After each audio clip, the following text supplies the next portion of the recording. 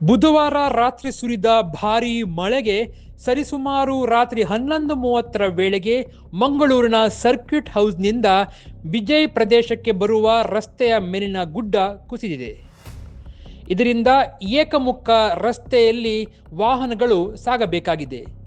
ರಸ್ತೆಯ ಒಂದು ಬದಿ ಸಂಪೂರ್ಣವಾಗಿ ಬಂದ್ ಆಗಿದೆ. ಅದೇ ರೀತಿಯಲ್ಲಿ ಮಂಗಳೂರಿನ ಇನ್ನೊಂದು ಪ್ರದೇಶವಾಗಿರುವಂತಹ ಮೇರಿ ಹಿಲ್ ಇಲ್ಲಿ ತಡೆಗೋಡೆ ಕುಸಿದು ಅಲ್ಲಿ ಪಕ್ಕದಲ್ಲಿ ನಿಲ್ಲಿಸಿದಂತಹ ಹಲವಾರು ಬೈಕ್ಗಳಿಗೆ ಹಾನಿಯಾಗಿದೆ. ತಡೆಗೋಡೆ ಬೀಳುವ ದೃಶ್ಯ ಸಿಸಿಟಿವಿ ಕ್ಯಾಮೆರಾದಲ್ಲಿ ಸೆರೆಯಾಗಿದೆ.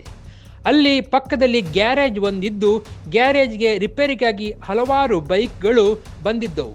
ಅದನ್ನು ಅಲ್ಲಿ ಪಾರ್ಕ್ ಮಾಡಲಾಗಿತ್ತು. ಬೈಕ್ಗಳ ಜೊತೆಗೆ ಒಂದು ಕಾರ್ ಕೂಡ ಜಖಮಾಗಿದೆ.